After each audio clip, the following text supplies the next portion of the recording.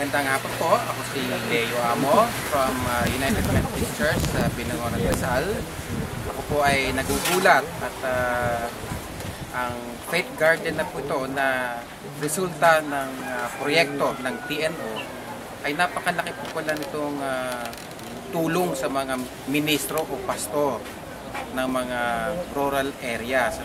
Marami po kilala mga pastor na naghihirap o nagugutom.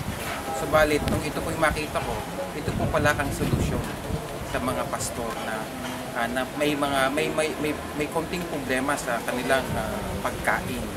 At nare-realize ko po na kung meron pong gantong sapat na pinagkakaabalahan at magsusumikap ng pastor, pangungunahan po niya ang gantong proyekto sa kanyang simbahan o mga miyembro, ay magkakaroon po ng sufisyente pagkain sa hapag. Ika nga food always in the table. So, purihin po Panginoon at ako po ay grabe, hindi po ako makapaniwala sa nakita ko po dito. Maraming salamat.